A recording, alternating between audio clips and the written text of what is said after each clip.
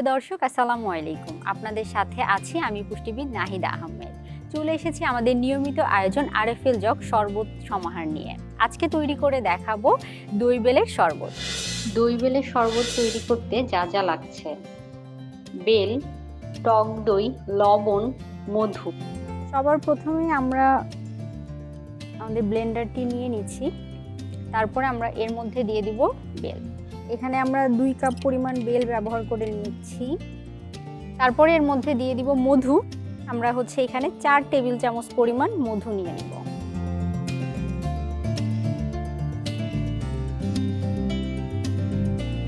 তারপরে এর মধ্যে আমরা টক দই দিয়ে দিব। আমরা কিন্তু সবসময় বলি যে রমজান মাসে এমন খাবারগুলো খাদ্য তালিকায় রাখতে হবে যেগুলো পুষ্টিগুণে ঠাসা, কেননা আমরা যেহেতু দীর্ঘ সময় না খেয়ে থাকি, তো পুষ্টিগুণের যেন ঘাটতি না হয় সেই বিষয়টি মাথায় রাখতে হবে। বেল এমন একটি পুষ্টিকর খাবার বা ফল, যেই ফলটি আপনি যদি নিয়মিত গ্রহণ করেন সেখান থেকে আপনি পর্যাপ্ত পরিমাণে ফাইবার পেয়ে যাচ্ছেন, পটাশিয়াম পেয়ে যাচ্ছেন, এছাড়াও আয়রনের পরিমাণ কিন্তু বেলে রয়েছে। পাশাপাশি এই বেল যারা নিয়মিত গ্রহণ করে কনস্টিপেশন বা কোষ্ঠকাঠিন্যের সমস্যা থেকে কিন্তু তারা প্রতিকার লাভ করতে পারেন।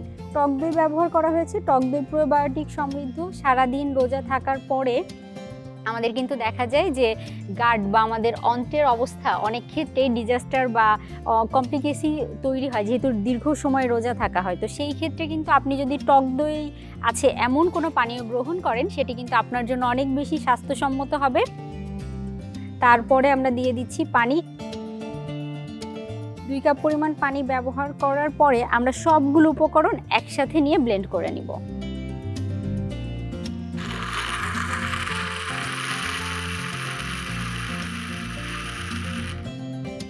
এখানে যে মধু ব্যবহার করেছি আমরা, মধু কিন্তু স্বাস্থ্যগুণে ভরা। অনেকের ক্ষেত্রেই দেখা যায় যে সারাদিন রোজা থাকার পরে সুগার লেভেল কমে যেতে পারে, তো তাদের জন্য কিন্তু এই রকম একটি পানীয় যেখানে মধু ব্যবহার করা হয়, সেই পানীয়টি হতে পারে খুব ভালো স্বাস্থ্যসম্মত।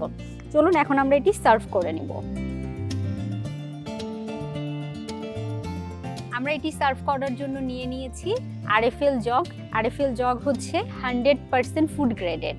সাধারণত দেখা যায় যে আমরা বাজারে অন্যান্য যে সকল জগ পাওয়া যায় সেই সকল জগগুলোতে কিন্তু ক্ষতিকর রাসায়নিক উপাদান মেশানো থাকে, যেগুলো স্বাস্থ্য ঝুঁকি তৈরি করতে পারে। আপনি যদি আরএফএল জগ ব্যবহার করেন আপনার ইফতার টেবিলে, তাহলে কিন্তু এটি ব্যবহার করার মাধ্যমে কোনো ধরনের স্বাস্থ্য জটিলতা তৈরি হবে না বা কোনো ধরনের ক্ষতিকর উপাদান মিশবে না আপনার খাবারে। সেই ক্ষেত্রে এই জগটি তৈরি করার জন্য কিন্তু যেগুলো ব্যবহার করা হয়ে থাকে সেই ম্যাটেরিয়ালসগুলো দেখা যায় জিপিপিএস ম্যাটেরিয়ালস, যেগুলো 100% ফুড গ্রেডেড। আমরা এই জগের মধ্যে আমাদের যে শরবতটি তৈরি করলাম সেটি সার্ভ করার জন্য ঢেলে নিচ্ছি। এরপরে আমরা একটি সার্ভিং পাত্রে এটিকে সার্ভ করে নিব।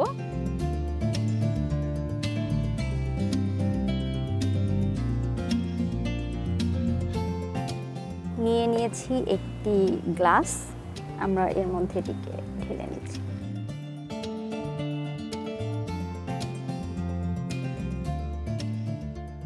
আমরা একটু সার্ভ করার জন্য একটা লেবু নিয়ে নিতে পারি।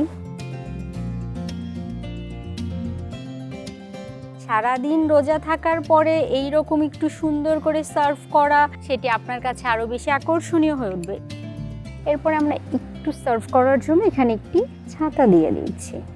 তৈরি হয়ে গেল আমাদের দারুণ মজাদার দই বেলের শরবত।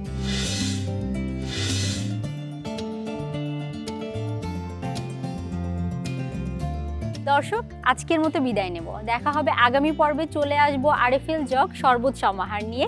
ততক্ষণ পর্যন্ত আমাদের সাথে থাকবেন, ভালো থাকবেন, সুস্থ থাকবেন, নিরাপদে থাকবেন, স্বাস্থ্যসম্মত খাবার গ্রহণ করতে ভুলবেন না। ধন্যবাদ।